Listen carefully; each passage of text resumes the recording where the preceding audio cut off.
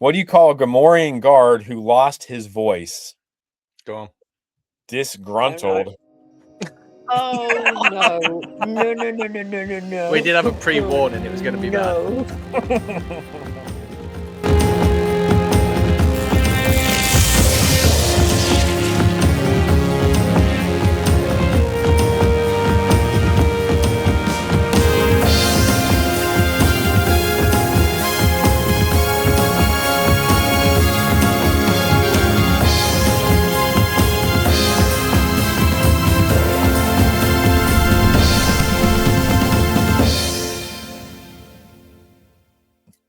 Hello, explorers, and welcome to the only international Star Wars podcast covering half the world, but only 0.5% of the galaxy. I'm Jack, and as always, thank you for joining us wherever you are in the Star Wars universe. Yes, welcome to Explore the Force, where we cover all things Star Wars. I'm Jimmy the Jedi, and as always, welcome back or welcome along if you are new to the show. Hi, everybody. I'm Charlie, and if you are joining us today for episode 151, and if you get a chance, don't forget to give us a cheeky rating, a like, a share, a subscribe. You know the drill if you're watching on YouTube. Jimmy, how are you doing, my guy? Well, forgetting everything we just talked about off air, I'm doing all right. Had a good Easter with family. My mommy sent me an Easter Yay. basket, so that was good. And Aww. she sent me this. I'll send you guys a photo, but she sent me these some Star Wars stuff, and I got to post it. But it was a box full of Star Wars stuff, so I'm doing all right. Jackie boy, how are you doing? I'm doing okay. I've lined up a trip. I'm away early hours this morning, so it'll be Monday. I'm going to Montreal for a few days to go watch the Habs, baby. Yeah. So yeah, life is good for me. Charlie, what about you? I'm doing good. I'm thoroughly enjoying my very, very long bank holiday weekend. I have been working non-stop for like 5 weeks straight, and now I've had Friday, Saturday, Sunday, and Monday tomorrow off. So it's been really, really nice to take some time, seen some family. I ate so much dinner today, I had to be rolled out of the house. I am full of roast potatoes, and I wish I was full of more roast potatoes, to be quite honest with you, because they were so good. I'm doing good. I'm doing good. It's been a good Easter weekend, and I'm just glad to be back talking Star Wars with you guys. Nice. Right. What tarot pull have you got for us this week, Charlie? Oh, you remembered. Aren't you wonderful? I'm consulting the cards. I'm considering the cards, and the cards are telling me it is the world if it decides it wants to sort itself out. There we go. So the world is a highly positive card. This indicates that you have achieved a goal, finished a project, or reached a significant milestone. So to everyone this week who got on top of their business, finished that project that's been sitting untouched for months, well done. This card is for you this week. And if you haven't done any of those things, take this energy, take it into the week with you, and finish that project. Do what you need to do. Stand on your business. It's important. The cards say so. Interesting. Right, let's get into this week's Force Encounters. For my ally is the Force. All right. I will start us off. Am I allowed to say what we did behind the scenes? Can that be my Force encounter? Yeah, of course we are. Go on. So we got, and we'll just say this: Jack and I recorded our first spoiler-filled reactions to chapters 1 and 2 of Maul's Shadow Lord. We'll have 8 of them. We'll have those first 4 seasons coming out as the shows drop, not beforehand, and then we'll sit anxiously and wait for the finale. So that's the only good thing. It's really exciting that our podcast is in that position, that we got those. We get to do those reviews. We get to see it ahead of time. I'm so excited. We record on Sunday. I know, like, Mandalorian and the guy who loves Star Wars and all those guys are like, they're getting up at like 2:45 in the morning to watch. And we don't have, my old butt cannot do that. So I'm real thankful for the opportunity. And just having gotten to see chapters 1 through 8, I am so excited for people to see this show. Yeah. I don't want to say anything other than that. Just I want to thank Disney. We're not shills. Listen to the episode as we move along. There's some things I don't like about Disney, but or about some of their shows or whatever. But it was really exciting to get to watch them, and I'm really excited for what I just excited to get talking about it because we've been sitting on it for so long. Yeah. Charlie, what about you? So I don't kind of have a Star Wars eccentric Force encounter this weekend, but since I wasn't able to join last week's episode because I was at con, I had a smashing weekend at MegaCon. I had loads of fun. I saw loads of my friends. I spent the whole weekend as Electra. Like, I did no Saber Guild, I did no Star Warsing, I did no lightsabering, but I did do a lightsaber lesson in my Electra costume, which was incredibly fun and entertaining. I did not get to be the Sith though, which made me a little bit sad because I was dressed in red and I didn't get to have the red lightsaber. Boo. But that's fine. That's fine. We have to let the kids pick what they want to pick. Those are the rules, unfortunately. Anakin I didn't. spent. That's very, very, very true. I spent far too much money on Electra comics. Oh, Oh, nice. Very cool. I've got some really gorgeous, like Frank Miller covers, like The Death of Electra, which is like a super iconic storyline. So even though it was less Star Wars, I still did have like a really super fun con. And huge shout out to Saber Guild and a huge shout out to the 501st. You're absolute darlings every single time. I love seeing everybody. I love saying hi to everybody. I love that nobody recognizes me unless I'm dressed as Rey. I find that particularly entertaining. They don't recognize me with the red lipstick and the dark hair. Who is that person? It's Charlie. Hello. Hello.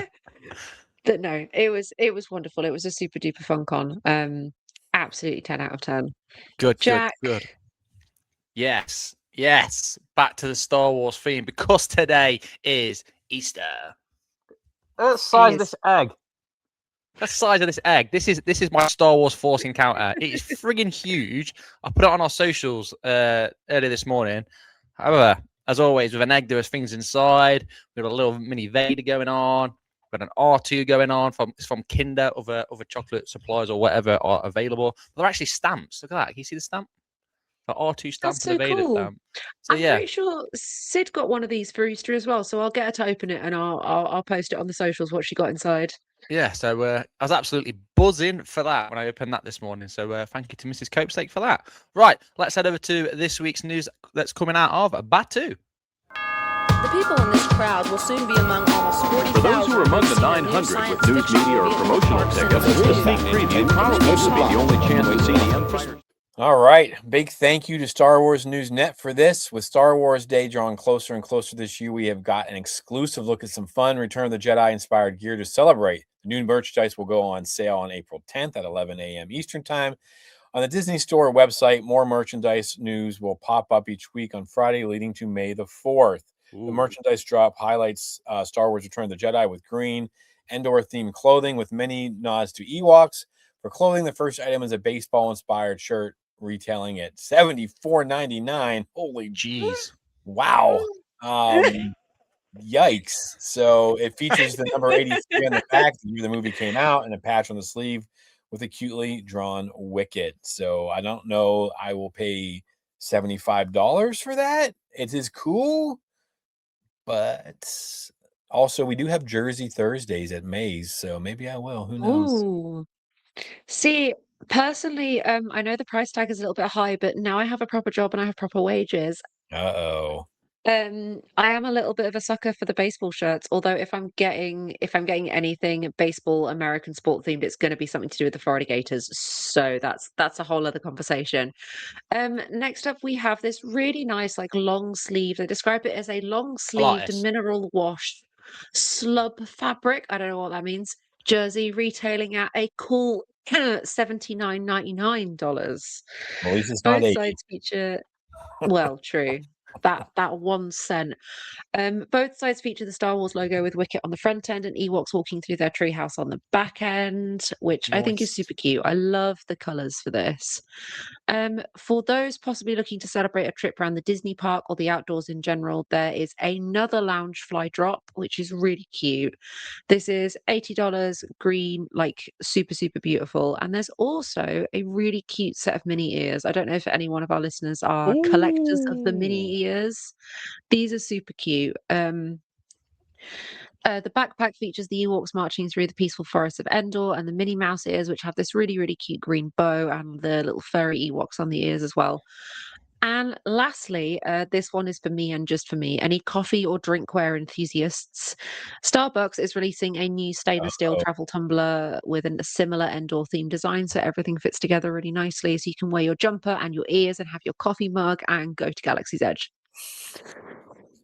Interesting. Forest Lake straw, cover top, and Starbucks on the side because obviously branding. Take your beverages wherever you need to go. On the go. For $50. Pretty For steep that, isn't it? 50 for $50. Yeah. that traveling mug is $50. Yeah. Yeah. Holy rip! That seems this stuff. I mean, I think it looks cool, but that's kind of pricey for all that stuff, isn't it? But I mean, Jimmy, are you going to buy it? I didn't say it wasn't. I just said it's pricey. Exactly. Exactly. Star Wars fans, we're our own worst enemies. Right. We are. Next bit of news. Thanks to Polygon for this in celebration of the 10th anniversary of Rogue One, a Star Wars story. Marvel Comics is rolling out a promising slate of one-shots hitting the stands from May through to September. These single issues will zoom in on some of the era's most compelling characters like Cassian Andor, Jyn Erso, Chirrut, and Baze, Darth Vader, and the man, the myth, the legend himself, Saw Gerrera, in his first ever leading role in a comic. Cannot wait for that. Jimmy, As with the rest of the What? You'll be getting these comics, I'm guessing. Oh yeah, I already got them pre-ordered. As soon as I Yeah. saw it, I pre-ordered them. They look great. Look out for reviews then, man. guys. Good man. As with the rest of the Star Wars prequel one-shots, the Saw issue specifically features a cover by artist David Marquez, who previously did a series of covers for the main Star Wars 2015 titles. They're written by Mark Bernardin, my apologies, the author of 2024's Mace Windu miniseries, which is actually really good. I know you're not a big Mace Windu fan, Jimmy, but they're a really good little run of comics. Yeah, it's not too bad. Art by Gabriel Guzman. The issue follows the Onodurian in the years after the Clone Wars, 10 years before the events of Rogue One take place. So we're getting some nice little fillers for all of those stories, which I'm super, super excited for. Yes. Also, Awesome.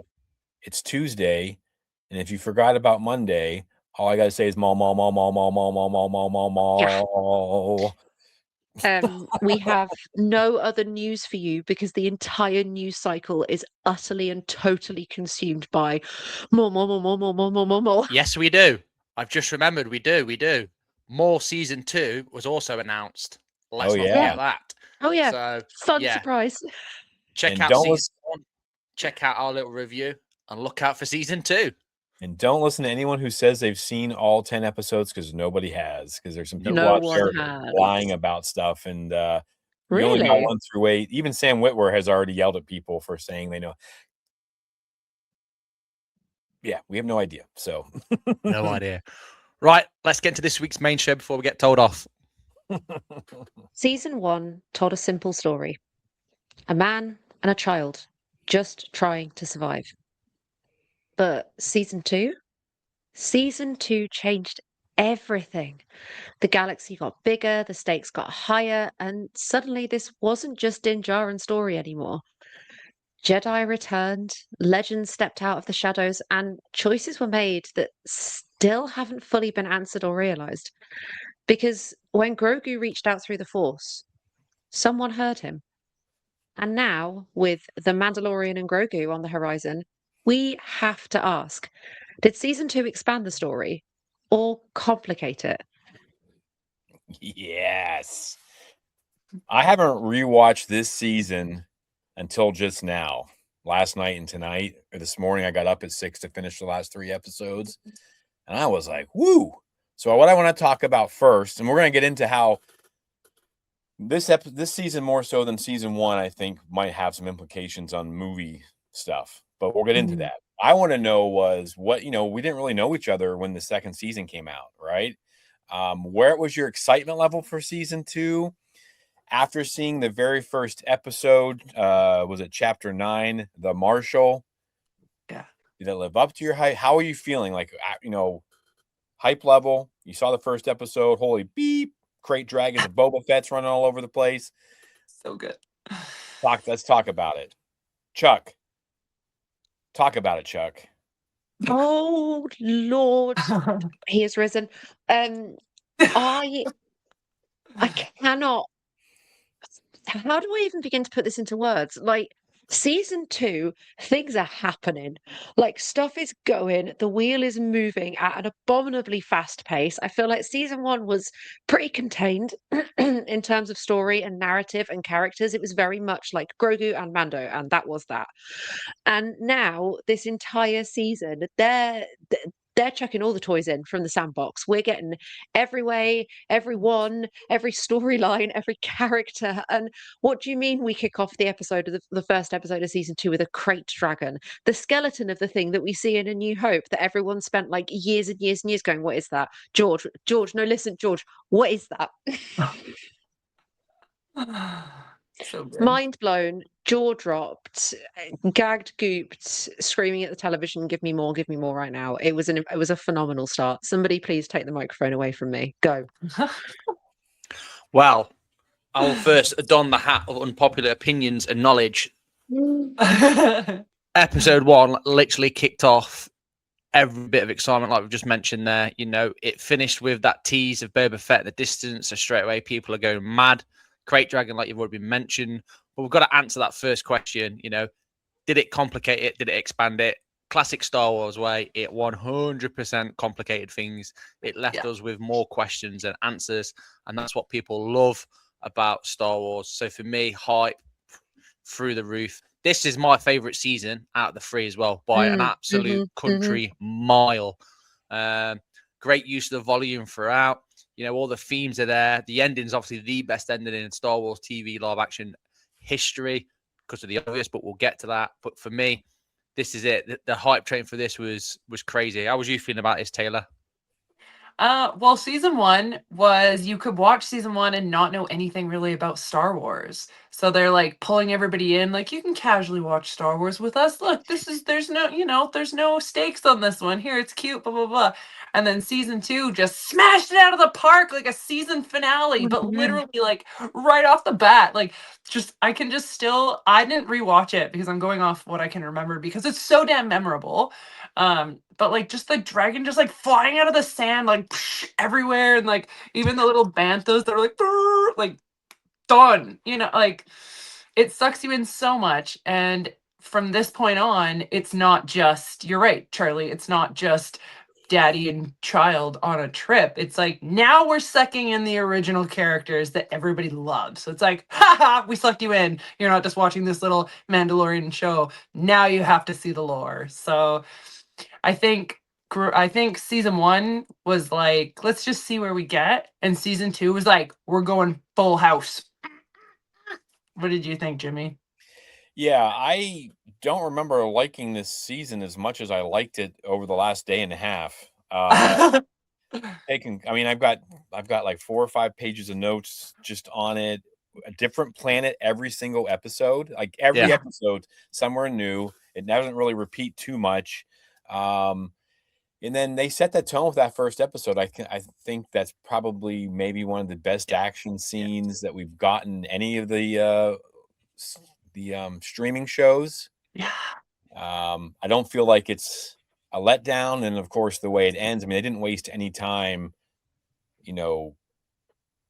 saying like people are back. This is going to be a different kind of episode. I mean, just the fact that you had him there, because I mean, everyone from what was it, like season or chapters 3 or 4, or now probably 4 or 5, somewhere in there of the first season, you're like, everyone's speculating about Boba Fett, who's that person. They didn't waste any time just jumping back into it, so you kind of knew from that point on, like, if they're already telling us that, like, holy rip, we're in for it. Yeah. And so I do think that this expands the story. It grows it grows Star Wars. It kind of starts to seep out into the stuff that we know, and it kind of starts to connecting some stuff. So I thought that was pretty good. Go ahead, Chuck.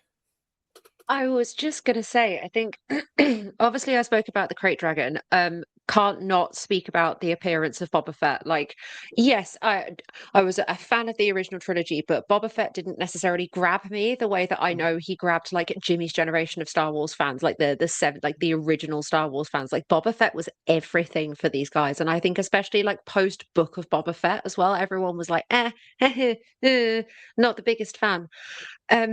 Doing this and bringing him back this way, I feel like it was it was Star Wars fully pulling like a psych. Like Taylor said it perfectly of like, oh, you don't have to be a Star Wars fan to enjoy The Mandalorian. Actually, psych, you do. You're a big Star Wars fan. You're a big fat nerd.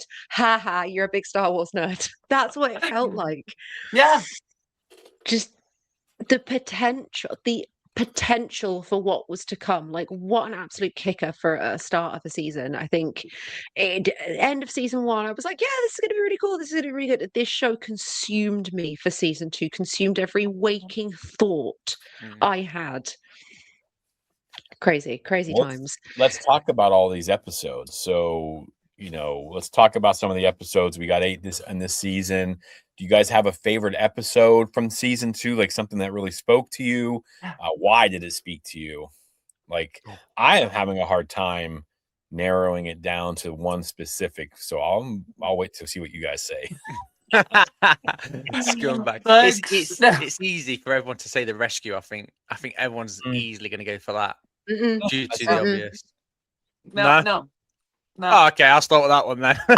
Mine was the rescue because obviously it's the return of Luke, and just the fact, and it happens rarely nowadays that they manage to keep it secret.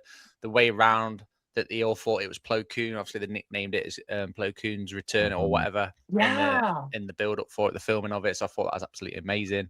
The Dark Troopers just getting cut up to Luke because again, this is Luke Skywalker after the Return of the Jedi that we're seeing. A bit more oomph about him.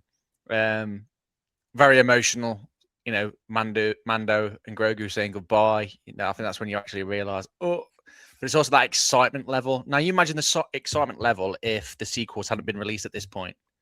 You imagine how excited you'd have been about a new Jedi Order happening because you'd have been like, what is going on? New Jedis are being recruited. You imagine where they could have gone from there if they'd just held back on the money train of the sequels.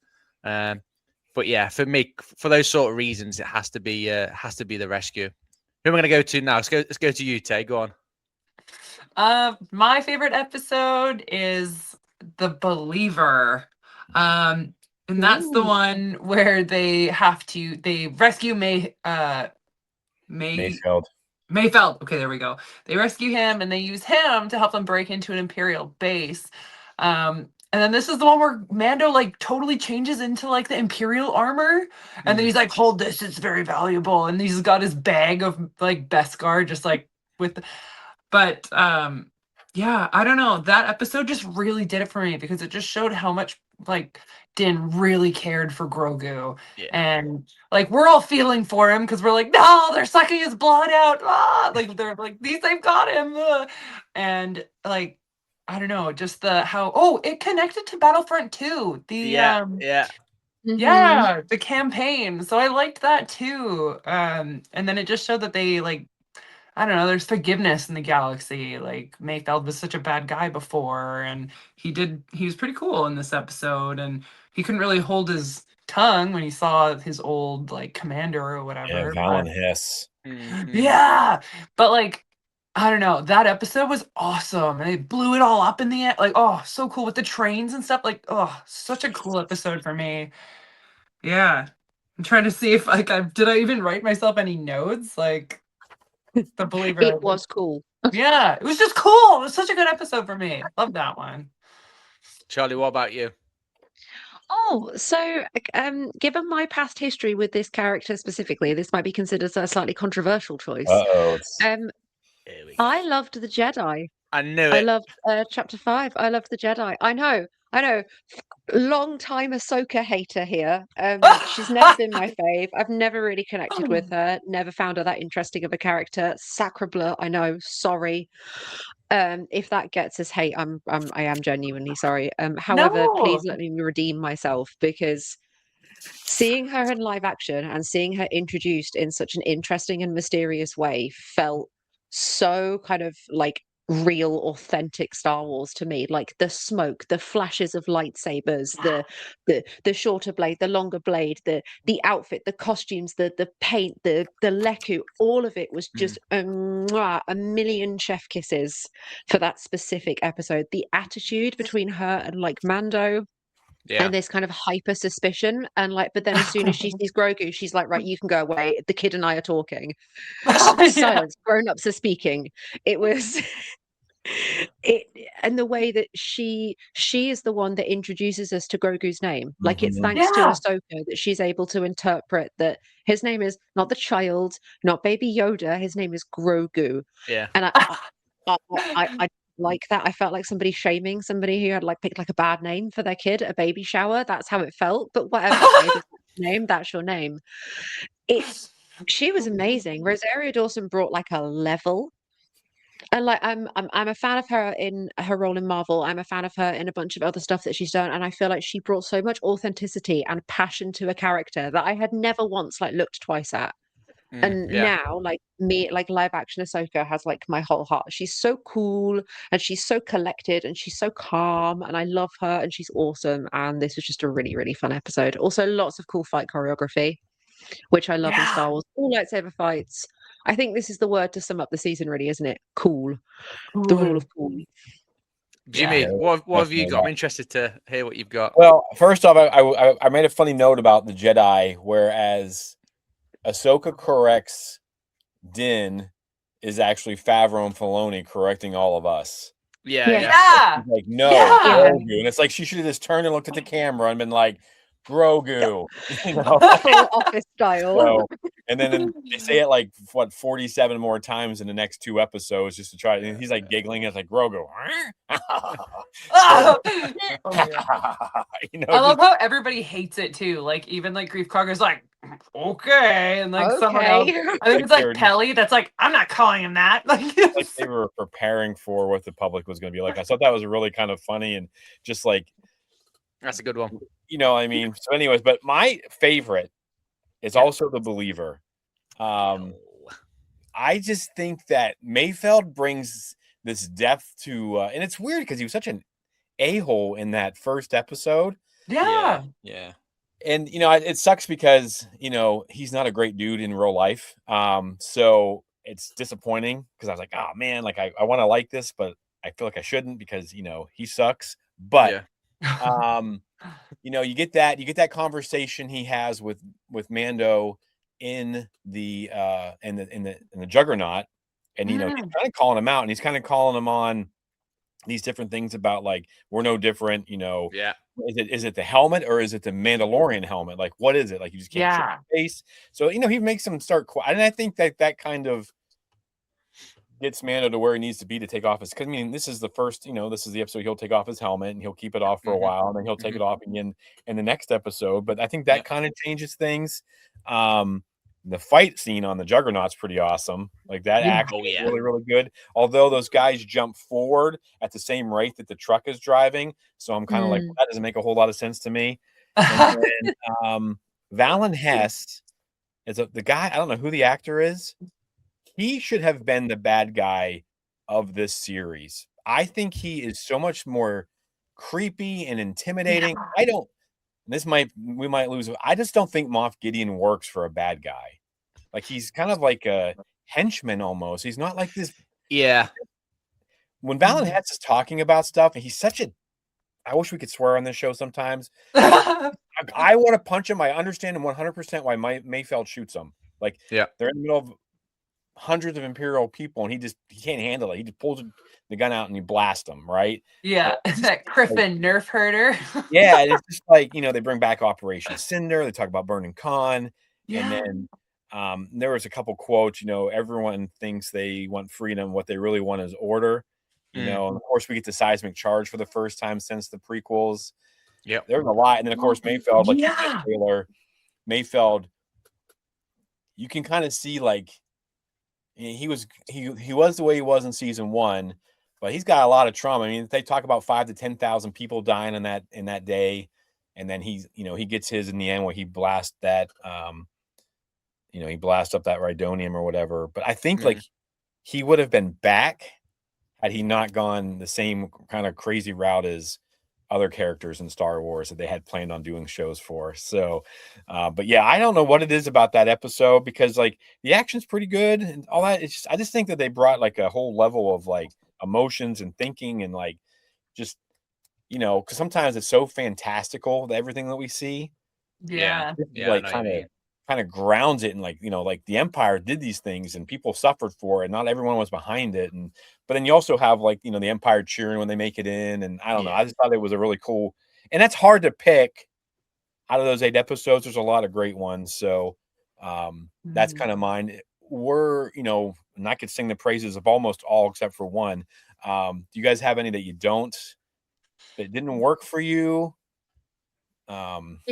Before we dive into that, because you mentioned about it, Valen Hess is portrayed by Richard Brake. He's a Welsh American actor. He was in like Halloween 2. He was also the Night King in like the majority of the episodes of Game of Thrones. He's like a long-standing horror actor, long-time collaborator of Rob Zombie. So he's got like not just like that British edge that we like to see in the Empire that like George made like a really strong association with in the original trilogy. Evil. He's also got a long horror history background, which I think is why he's so deeply unsettling on screen as a character. Like, He's It's to his pulling on all of creepiness. those threads. think about him making. Long live the Empire. If he gave, I'd love to hear him give all of Moff Gideon's speeches. Like, I think that would have been like, oh, like, Extra creepy. yeah, like it's what it needed. I just don't. I like Juan Carlos, cool. He's a great ambassador for Star Wars. He's awesome to be around. I've never really. His character just doesn't work for me, I guess. In this, that's one thing that he does that doesn't work for me. Like everything else he does, it works. But none of it like ruins any of the episodes for me because the one I don't really understand. He wasn't even part of. So the only one I don't understand, I guess I'll just start it is the what the hell is it called here? Hang on, let me check my notes. The passenger, when they land on the ice planet, like it doesn't, like. I wanted to talk a little bit about it too because I can't remember the controversy with the eggs. I remember everyone was losing their minds about the eggs. Grogu was eating these eggs, and people were upset about it was. I mean, and I'm not making light of I'm not making light of it. I can't remember, but people are really upset about it. And Grogu's a disgusting little monster. He eats those eggs. He eats the spider. The next episode, he eats a squid. He eats that I mean, what is wrong with these creatures? Like, ugh. But that episode doesn't make a whole lot of sense. The action in it's really good. I'm like, what? Like, why is this smush between these 2 episodes? Because then you get the Eris next, and it's like, that's nuts. Yeah. So that's one that doesn't really set well for me. Is action's great. But as a week-to-week show, that kind of really made me mad. I'm like, that doesn't do anything for the story. No. I don't. Do you guys feel like the only kickback on this season was like, I don't know if I have this written down somewhere or not, but it was video game-esque. This is my goal here. Yeah. Every week I had to do something new to keep moving forward to that, and this just felt kind of like that to me. Yeah. So, like you're gaining more experience and stuff. Like, you go on this mission and you get this. Yeah.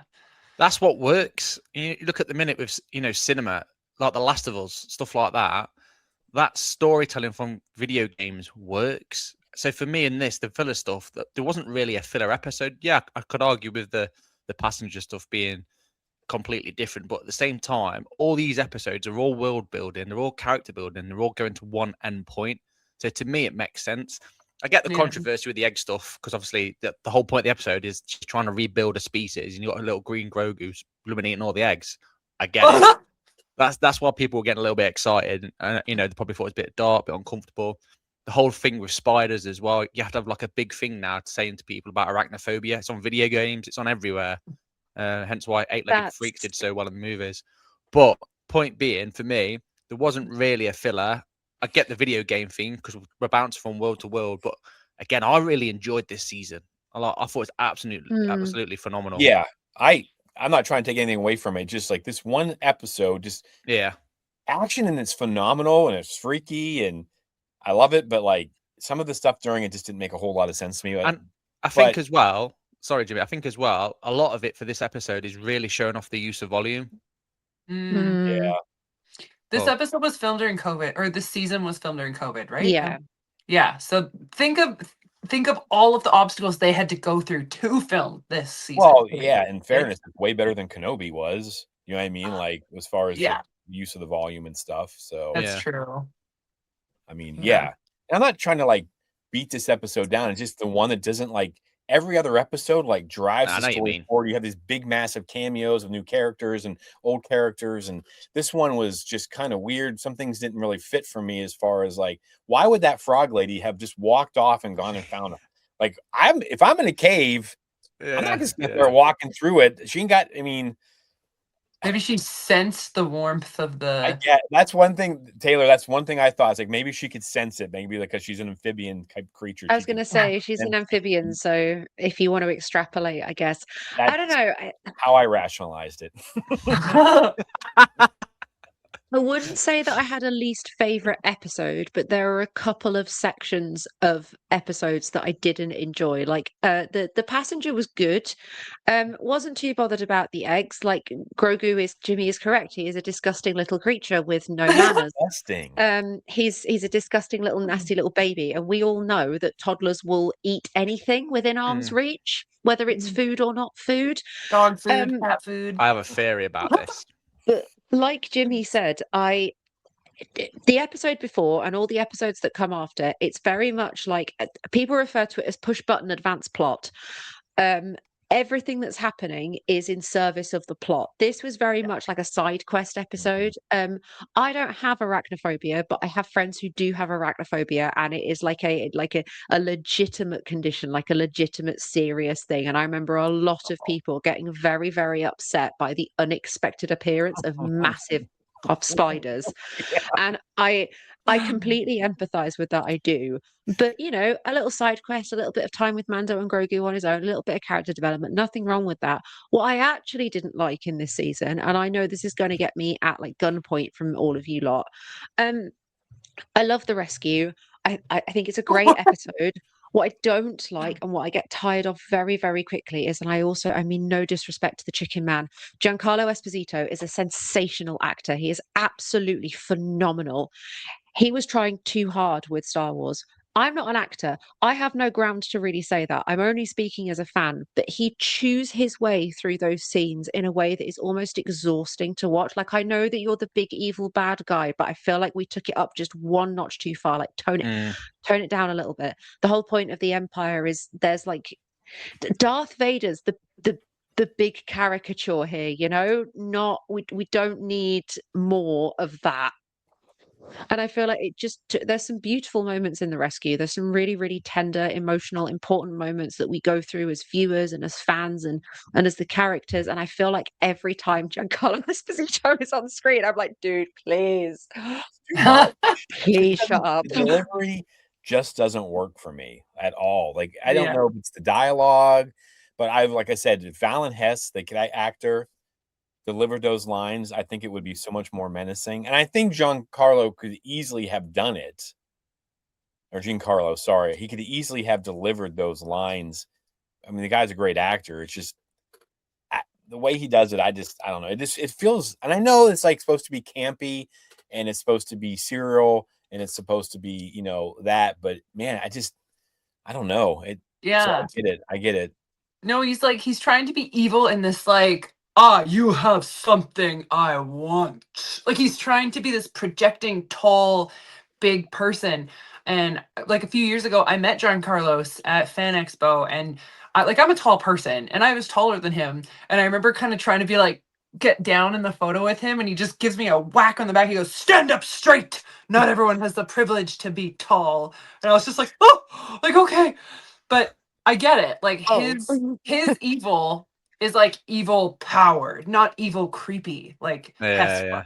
Does that make sense? Like, it's absolutely. just different. Yeah. And so you're right. Like, I get it. And I strongly believe that the John Carlos that we're seeing in the movie and season 3 is like one of the clones.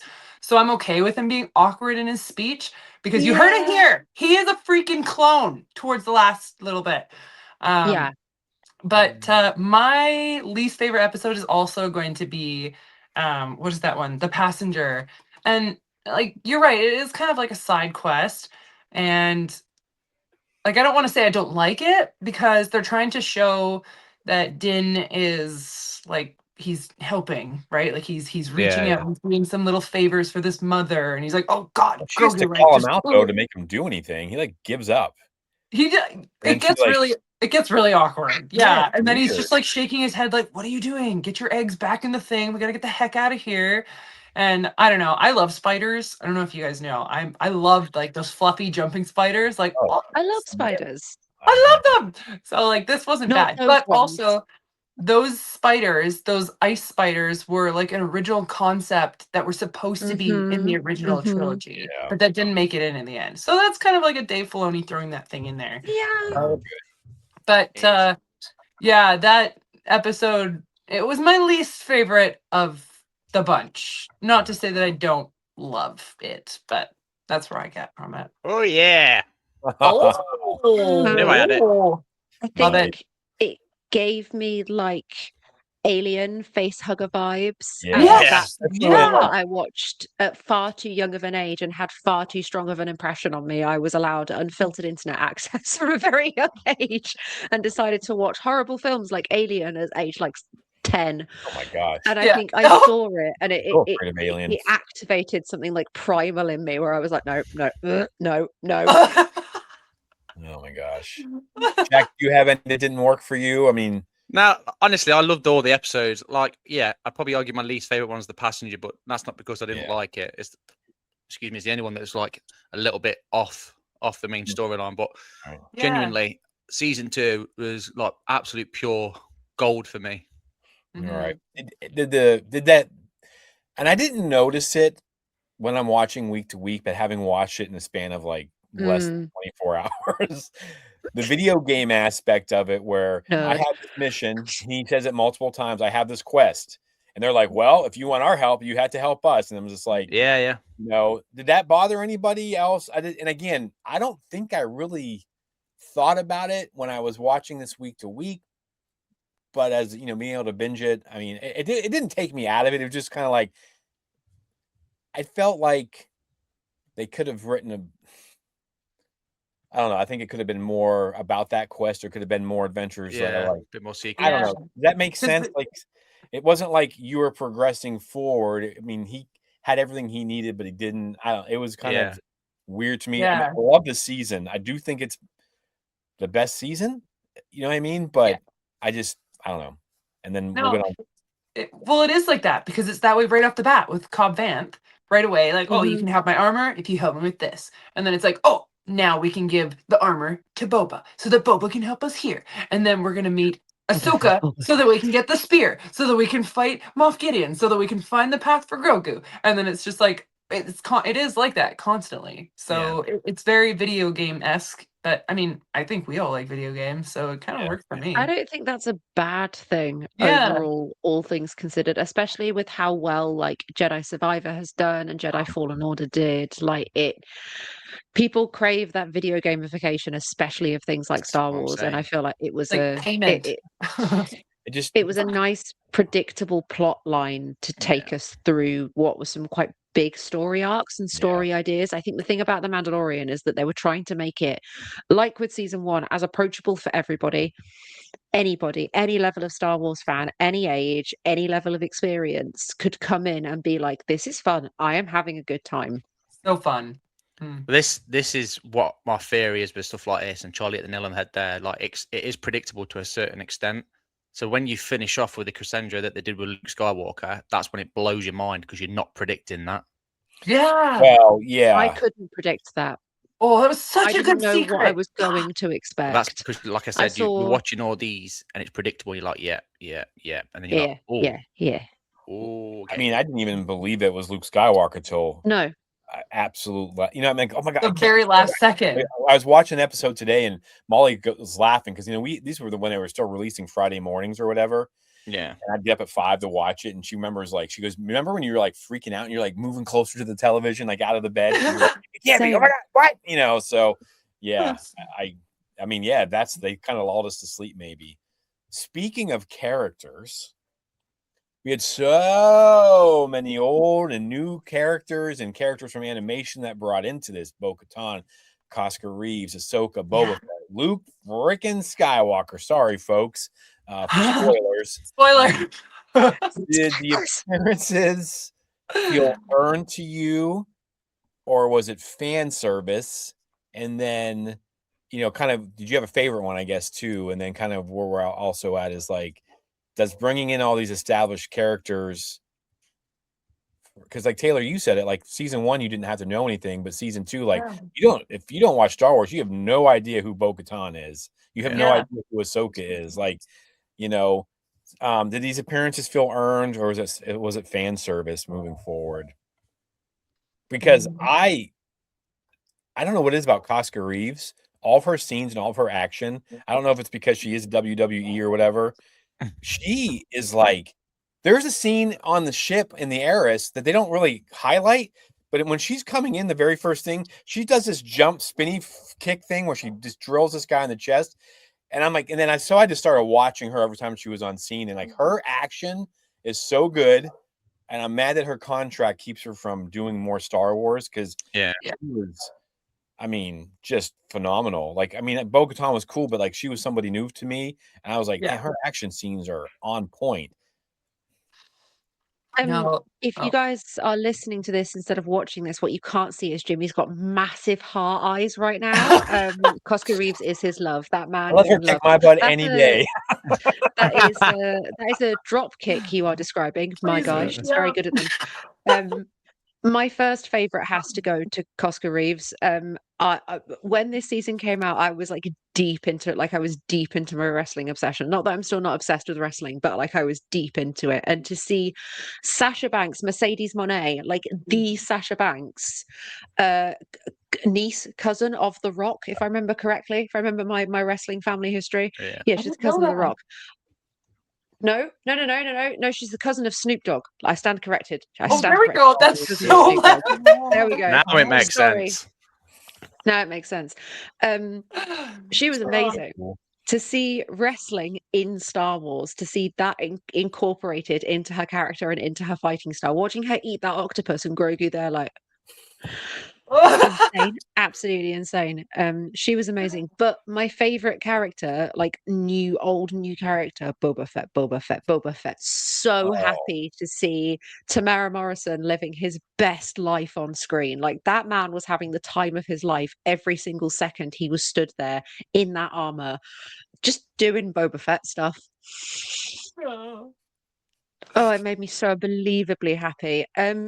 I don't care if the appearances felt earned. I love fan service. I think as Star Wars fans, we deserve fan service. Give me Easter eggs, give me background gags, give me references to a extended universe novel that came out in 1978 at the end of the year, that like 3 people have read. Give me weird, extensive fan service all the time. Show me that you know the fans enough to know that if you put these characters in, we are going to go absolutely bonkers crazy. Give it. Fair. Taylor, you got any favorite characters on this? Oh, the new ones, because we'll talk about the old ones. Yeah, I mean, I liked knowing where it takes us. I think I liked meeting Diana's character the most. The magistrate, Elsbeth, Morgan Elsbeth. Yeah, because that just like opens up so much more storyline. And I still think that we're gonna get Thrawn as one of the main characters in the movie coming up. So I think this is like a back throw. So I really like that episode. And I was super stoked to see Boba Fett too. But then it was like, oh, Boba Fett in a dress. Kind of threw me off a little bit until we figure out the context later with his like sand people thing. But I think seeing the magistrate was the biggest takeaway for me, because it just opened this crazy door that we had no idea. Like, there's the green smoke. We don't even know she's like a witch in this. Like, we have no idea. We don't know. So, but I remember just being like fascinated by her. And I also met Diana also at Fan Expo, a different one. And Oh. she's actually so nice. She's so sweet. And she's like talking to me about her son. And she wants to get photos with everybody. And like she doesn't even want her security people following her around. She's like, I'm fine, I'm fine. And she like gets right in. She can handle So herself. She don't need Well, security, man. She's well, like not- related to no, Bruce she Lee. could. Like, Yeah. I mean, And then yeah, and then we're starting to see her character in like the animated shows and stuff too, which was Yeah. pretty cool. So yeah, for me, I Nice. think it's gonna be that episode wow, I with didn't even write her the down. Jedi. Cool. Yeah, I Yeah. was going to say the same as Taylor, and also back it up with Ahsoka, because it's the first time we see live action Ahsoka Rosario Yeah. Dawson, so it's like a flavor of what's to come. But again, Morgan Elsbeth for me was, like you said, it opens up so Yeah. many doors, and that fight sequence as well is amazing. Yeah. Her story still doesn't make sense to me from Tales of the Empire, but Yeah, yes, he's cool, like as a No. person and stuff. But her story does not make any sense. The live action stuff she does, love it. I'm here for it. I think that the Tales of was a mistake. So, then we get a returning cast members. We get well, first off, did any of this take away from, because we don't know what's going to happen in season 3, right? We don't know that So far. it's going to be like, and it's going to be about 47 different characters or whatever it felt like. But did any of this take you like do we think it took the focus away from Din? I personally didn't.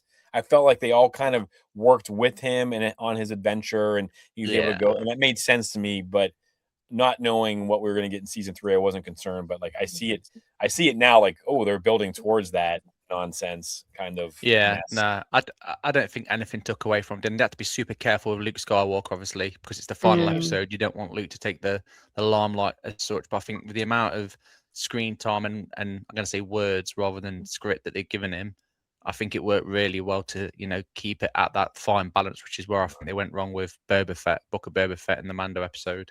Well, yeah, because. But yeah, maybe another topic for another day. But yeah, for me, no, I thought it's fine. All right. I think it made the Mandalorian feel like a part of Star Wars. Not that it didn't in the first place, not that it wasn't part of the canon or the storyline or anything like that. It just made it feel like it fitted that puzzle, like it was just another thread in the beautiful tapestry that is Star Wars. And I think it was done in such a way, and it was paced so nicely. And then to leave the biggest character reveal to right at the very end, I need to talk about this for a second. So if any of you ever have the pleasure or displeasure of watching television shows with me, or things where big stuff happens in films, my usual response is to start being violent to the person next to me. I do a lot of like smacking That's of people's reasonable. arms and legs, lots of this. And when I realized that it was Luke Skywalker, when I saw those black Chanel knee-high leather boots, when I saw the Luke Skywalker Chanel boots under the cloak, and then I saw the lightsaber, poor Nick was getting an absolute battering next to me. Because I couldn't verbalize my excitement and, oh my god, I know who that is. That's Luke Skywalker. Oh my god, what do you mean that's Luke Skywalker? Oh my god, oh my god. And lo and behold, the tears, the punching, it's like a whole experience. Funny. That is how you do it off the back of live action Ahsoka, Boba Fett, like so many of these characters. A masterclass, an absolute masterclass in that build up, and then just the biggest cherry on top of the cake. Like I can't. That's fair. So yeah, if you ever watch a show with me in real life, you are going to get beaten up. I'm sorry. I'm not going to now. No, absolutely not. Tay, what about you? What did any characters take me out of it?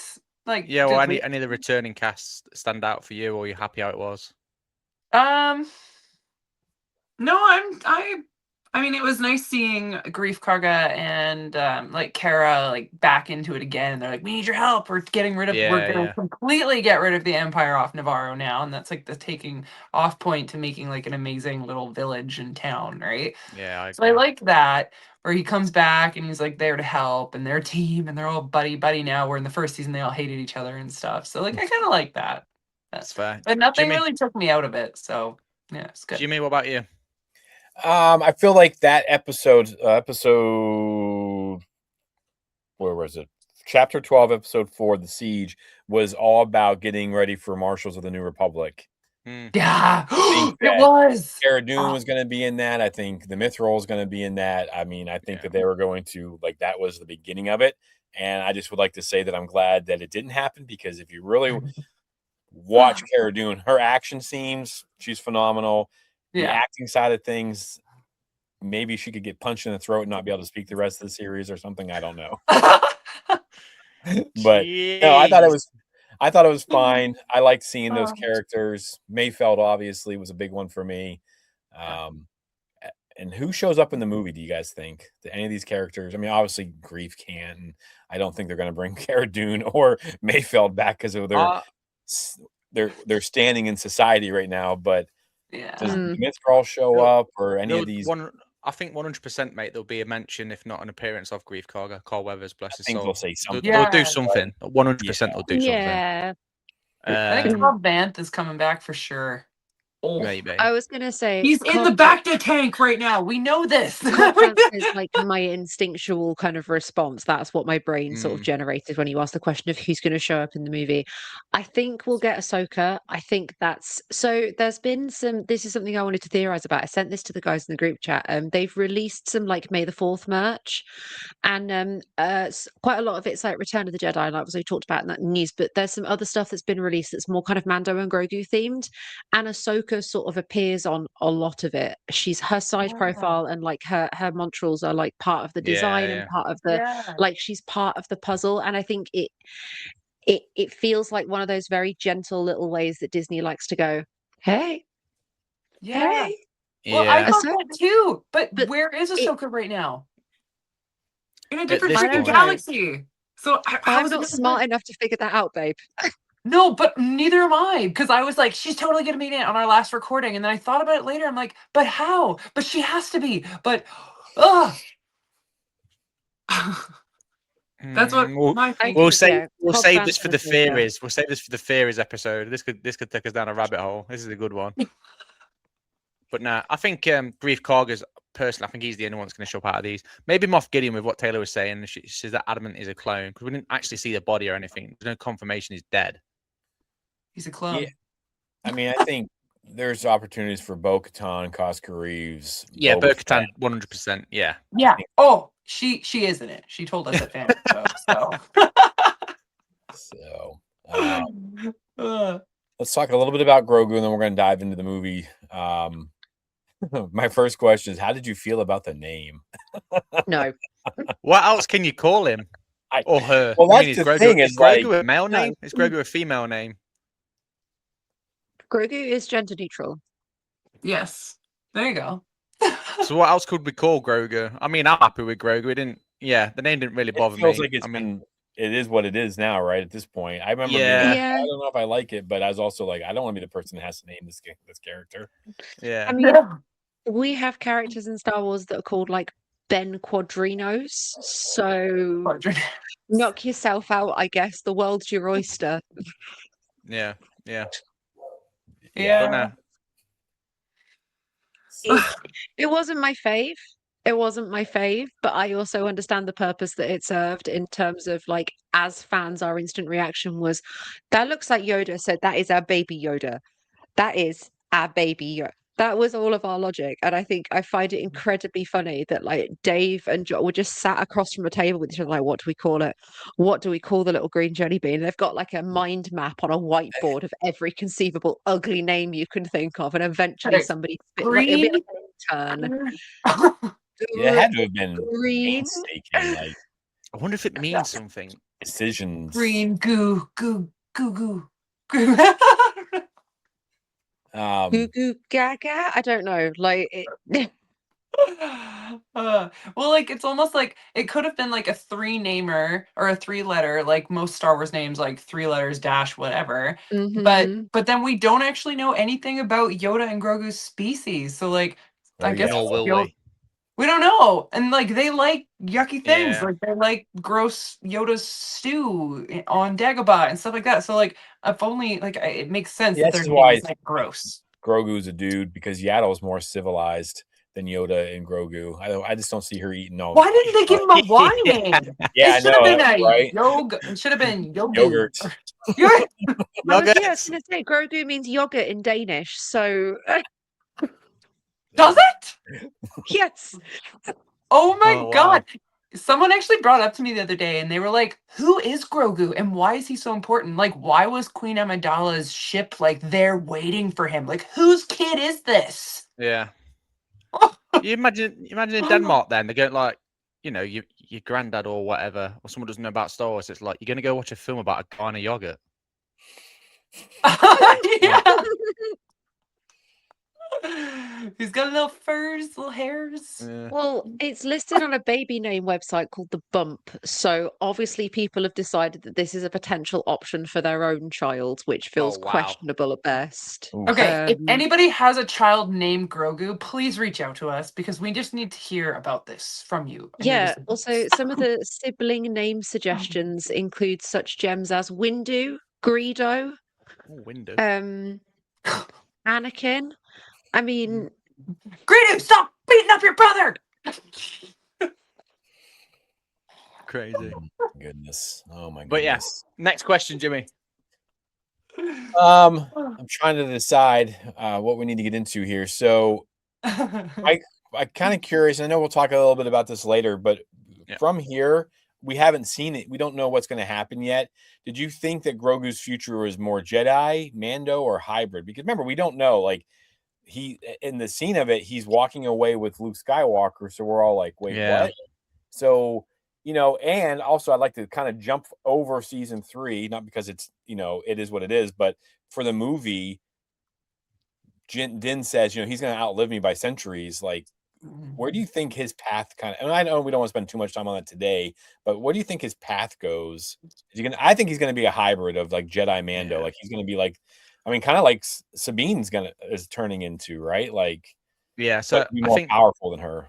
I think, like I said, at the end of season 2, speculation straight away is going to be Jedi. But then you're rattling your brain because you've seen the sequels, or you might have seen the sequels. You're like, that wouldn't make sense. So where's it going to go? Season 3, at that point, we understand what happens. You're then thinking, okay, he's going down the Mandalorian route. And then movie-wise, like I said last week or the week before, he's going to end up with Embo, I think, personally. And I think he's going to end up being a bounty hunter. oh, That's my speculation, but I'll theorize more on that on our other episode. But yeah, I think we've gone down 3 different routes with loads of options to keep people guessing because Star Wars loves giving us more questions and answers. So yeah, at this point, if I'd just watched season 2, I would be adamant he'd be doing a Jedi sort of thing, but then confused because it wouldn't make sense with the sequels. Yeah, But it's a big galaxy. Same. Yeah, same for me. Charlie? I don't know. I think the fact that we were kind of obviously like we know Yoda is centuries, infinitely 800 whatever years old, and obviously we can apply that same logic to Grogu. It feels interesting to me that they have so tightly entwined these two characters together when actually, like, Grogu will long outlive Din. Yeah. I don't know where he's going to end up. I always thought he would end up with Ahsoka. I always thought that would be. I know she was very much like, I can't train him. He's too old. This, and 100 reasons. And then obviously we get all of the stuff in season 3 with Luke, and I get the feeling that Grogu's future will be very much like Yoda's, like very much kind of independent. Like, I know Yoda was on the Jedi Council and I know that he was at the Jedi Temple, but a lot of his pursuits and a lot of his concerns and everything were very kind of independent. Like, it was his relationship with the Wookiees. It was his choice to spend time with Luke and do all of that. It was very much his own path. And I think Grogu will forge his own path irrespective of what else happens around him. And I actually think what they're doing is they're weaning us off Din Djarin and pushing us more towards kind of like Din Grogu, which is what he'll be called in this film. And they have to, right? Third Din Grogu. So, what's your thoughts, Jimmy? Yeah, I mean, I think Charlie, I think he's going to end up being some kind of hybrid version of it because you see him kind of like training him. I do think that something has to happen, obviously, so he's out of the picture. I mean, he wouldn't be that old and really able to fight during the sequels, but I do think that you could end up seeing him with like Rey or something in like a new Jedi Order, which I think would be kind of interesting. But I don't know. Like, is that too big of characters? Like, he's actually been a Jedi longer than her. Like, how does that work? But of course, in this season, he can barely like connect a wire. So, it's not like he's Yeah. 52 years old, but he's like, meh. So, Yeah. yeah, I just think maybe he's like, I think it's going to be some kind of hybrid Jedi. I think Sabine really, but he'll outlive her as well. Like, he's going to outlive everybody, unfortunately, for his species. Sabine was a good show. So like Yoda talks about like losing old friends and things like that. So it's gotta be hard. I can't imagine like I want to live forever, but like, do you? Do you know what I mean? Like, think about Yeah. all the relationships that come and go and all that sadness. So Yeah. it just sucks. But anyways, yeah, that's it. Cool. So. Right. Finale bit. We've got to talk about it. The big one. Jimmy, I'm going to start with you because you keep going last. You already mentioned that your first reaction was obviously upsetting the wife sitting up in bed at 5 o'clock in the morning. Well, what was you feeling? Talk us through it, because that's such a good moment. I thought it was pretty awesome. I mean, you see that X-Wing coming in, and and every time I watch this episode, I've watched it more than once, because for me, like the 4 ladies that fight in this episode, like I just think that was so good, and people didn't pay enough attention to it. But every time I watch this episode, I just remember I can remember exactly how I felt when I saw it, and I almost kind of like relive it every time. I'm like, no, there's no way. Nah, it's not just another Jedi. They're just teasing us. Nope, nope, nope. Then they show the green saber, and then they, whatever, and it's like, that's flipping Luke Skywalker, man. And then even before he takes off his cloak, he pulls back his cowl. I'm still like, it's not him. There's no way. And then it is him, and the CGI is okay. It's decent. I might as well just gotten Sebastian Shaw or Stan to come in and do it. But I'm here for it. I thought it worked. I think that they ruined it the way they pulled it into Boba Fett. But yeah, I couldn't believe it. Like we got Ahsoka. We got so many things in the season, and to like cap it with that, I had a question like, where do you go from there? Like, how do you come back from that? Do you know what I mean? So yeah, my mind was melting out my ears when I saw that, and I didn't think about it then, but like now I'm like, how could we ever think season 3 would live up to this hype of this season? Like, I just don't know what you do. Like, what could you do to make it as exciting as this season 2? So yeah, Luke just crushed it. I think that's the perfect question as well to open the obviously next week's episode, season 3 of The Mandalorian, is what do you do? I'll kick us off with this one as well. Again, first reaction is exactly the same. I think reaction wise is the same for nearly every Star Wars fan out there. Like everyone's just gobsmacked. Jaws hit the floor. Yes, was the perfect payoff for me. It did elevate the show. The internet went crazy again, because again, it's like the reveal of Grogu. It's on that level. I don't think it overshadowed everything else. Like I mentioned earlier in the show, I think they gave Luke enough screen time and script not to overshadow the actual meaning of the episode, or overshadow Din Djarin as well. I think, and this is a really good point, what you brought up here, Jimmy, is does it raise expectations the show can't maintain? I definitely think it does with some fans, not all the fans, because I think from this point onwards, and I think this is where it sort of shot itself in the foot, is everyone now is looking for that next big pop in Star Wars live action TV, which we may or may not get. And I think they understood that. But again, it goes back to the earlier question of that fan service. People wanted to know what happened to Luke Skywalker after the Return of the Jedi. People had sat through the sequels and seen their version of the Luke Skywalker not, come around to what people were expecting. I think this version of the Luke that we saw in this is what everybody wanted. I think that's what they sort of not paid off. So give the Star Wars fan universe, what they wanted. And I think it's why it did so well. Yeah. So for me, it was just perfect. Absolutely, flawless.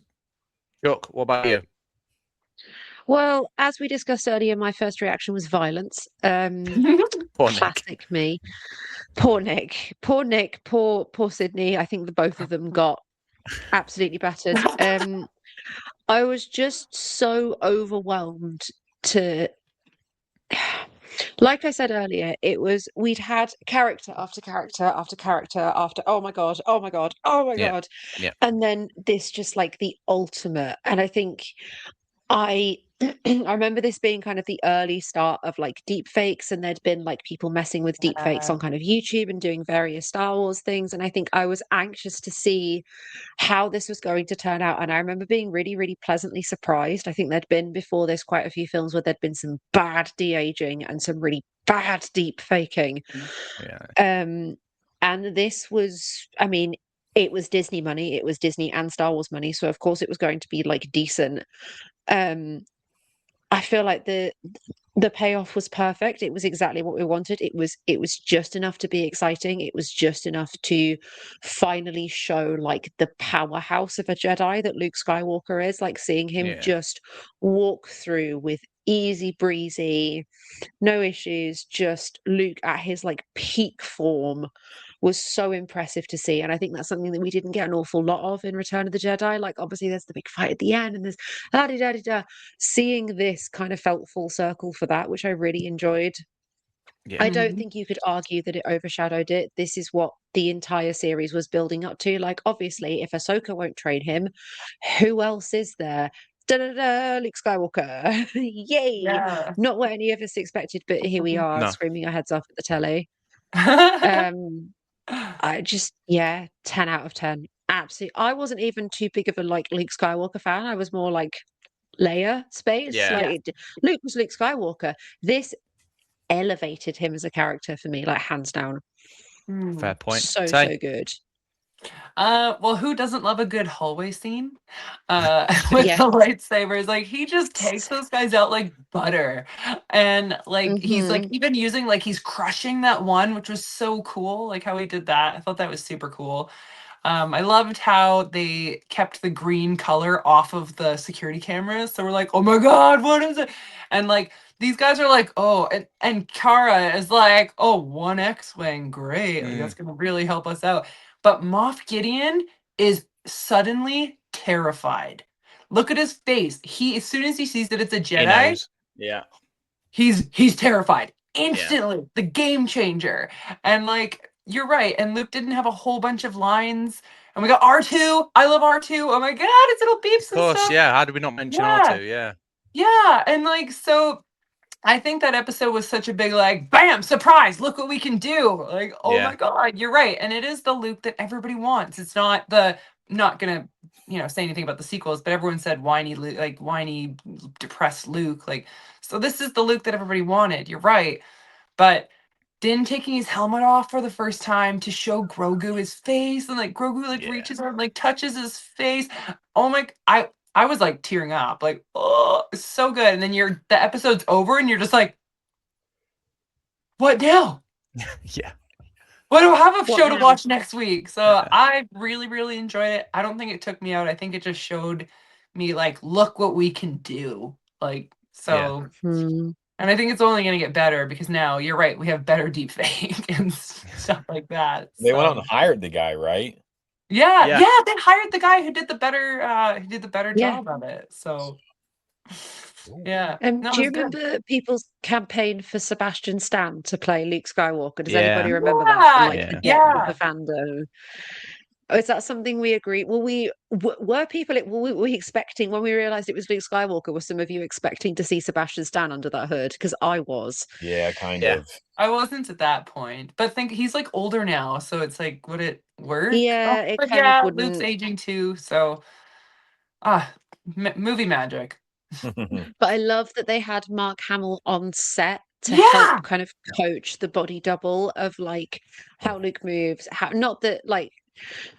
I don't know. I mean, Mark Hamill was an absolute kind of baby amateur when he first did Star Wars. So everything he's done with Luke Skywalker has been gleaned from no experience and just doing it. So if that's a lesson for your life, then so be it. Just do it. Yeah. Good point. Good point. Jimmy, next question, buddy. Fire us in. All right, we're gonna jump over to this final question. The season connects The Mandalorian to the larger Star Wars universe. How does this is there anything specific you think that it transfers over to the movie? So like what from season 2 do you think can be pulled into? Because there's a lot of things that I mean, you had the clone. I mean, they referenced Pershing being the cloning doctor, cloning scientist. You had, I mean, just had a lot of little things that kind of, and I know they had plans to do different shows and all this stuff. Carson T was like, well, there's something happening out here, blah, blah, blah. It's like, is that what we're getting in season or in episode? I'm sorry, in the movie? Because if you go to IMDb, it has a season 4 listed, right? It has like 1, 2, 3, and 4. But as we know, like, it's a possibility after this movie. But what from season 2 do you think can show up into the movie or can help generate, storyline in this film? Well, I definitely know one thing that will 100% be mentioned in the movie from season 2, and that's chapter 14, the tragedy of the Razor Crest being destroyed. So that's definitely going to get a mention because we're seeing that come back. So without a shadow of a doubt, Razor Crest is coming back, obviously, as we know. The next thing I think that this did, not just for this movie coming out, but the whole of Star Wars, is the discovery of those experiments with the M count, the cloning stuff. I think that was a pivotal moment in the Star Wars universe. So for me, those two things is going to be the standout thing. Tay? I've already said, I'm like fairly certain that Giancarlo is a clone himself, and I think he will be in the movie. It'll be like, I was a clone the whole time. I have no mustache anymore. So like, I'm totally convinced of that. But then I'm also like completely convinced that Thrawn is going to be like one of the main people in it as well, like one of the main villains. So I think that whole buildup of that side of it as well, I think will come into it, even though we haven't really, I mean, I guess they talk about him in the Empire's shadow blob or whatever, right? The Shadow Council. Yeah, that's what I'm thinking. Yeah. Fair. Charlie? To be honest, Jack, you sort of nicked those points out from under me. I have to agree with you. I think it's going to be something to do with like M count midichlorians, and it is going to be cloning. That's the big thing that I think they've been building up to. I wouldn't be surprised if we get like, hang on a sec, let me get this timeline right in my head. I wouldn't be surprised if there isn't some kind of Camino mention thrown in there somewhere. Like, I feel like there's going to be more and more references to what we understand about cloning, specifically from Clone Wars. I think that storyline took a bit more of a backseat, especially in season 3. That they're going to come in full force, and I think we're finally going to get the long-awaited explanation as to what the heck is a midichlorian. Yeah. Finally. Science. Interesting. Jimmy, what about you? You're using your knowledge. I mean, I think that the cloning thing does it because remember they had a mission where they were going to try to make the sequels make a little bit more sense. They were going to try to kind of like fix that story and kind of show us the rise of of the First Order. But so I mean, I think you could see that, Moff Gideon remarks in the last episode, I got his blood, that's all I wanted. So they got that. You see that message from Pershing in the siege. It kind of talks about that. And he talks about the volunteer. Yeah. Is that Snoke? Like, do you know what I mean? So like, is there a possibility? Because I mean, that's what I thought when the first time I saw that. I was like, are they talking about Snoke right now? Like, are we going to see some like normal shaped human being that like kind of looks like Snoke prior to like, cloning? Could you imagine? Like, blow your mind. But yeah, I think the cloning is the big thing that's probably going to be the storyline, because I mean that's kind of, we know that's kind of where it needs to lead. So I don't know what else can really, I mean, you could have well, no, I guess she's gone too. I don't know, like I think that's really the only thing that can really jump from this story to that story and really keep driving the narrative forward. But the problem with that is they're going to fail, like trying to stop it. Like they're not going to be successful. So they had to give them something that they're going to be able to stop. Or otherwise you're going to be like, what? Like, but I mean, I don't know. It could be something different. I mean, Star Wars has done that in the past. So maybe they do fail. Do you know what I mean? And maybe they're like, yeah, we tried. Like, not everyone wins. You don't win every single time. I just can't see them doing that. But boy, that would be that'd be like non-happy all over again. You know what I mean? Like taking that leap. Like, we're just gonna, like, all the heroes are going to lose or something crazy, because They have to. Like, we get the sequels. They're not going to Yeah. retcon those, no matter how many, half the No. population out there wants it. So Mm. something has to happen. Yeah, I've got a huge theory, but I'm going to save it for when we do that episode, which will blow everyone's minds and probably be completely wrong. Cool. Right. That's episode 2 of The Road to Mandalorian season 2. Episode 3.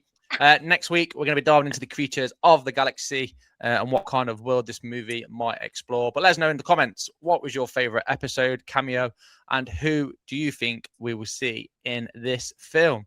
If you have any questions or just want your voice heard, then DM us on our socials or send us an email voice note as well at exploretheforce@gmail.com. And remember to like this episode, share it with your Star Wars friends and family, and to follow us on all our social media platforms. All you have to do is search Explore the Force, all one word. And if you're watching on YouTube, don't forget to like, share, and subscribe. And also make sure you check out exploretheforce.com, which my friend Carlo is doing an amazing job of looking after for us. Huge shout out to you, Charlie.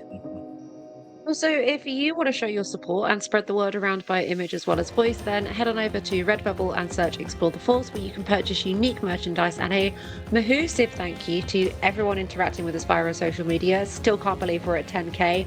What the heck? You guys keep this podcast amazing. Yes, and finally, you've been listening or watching Explore the Force. We have spoken. We'll see y'all next week.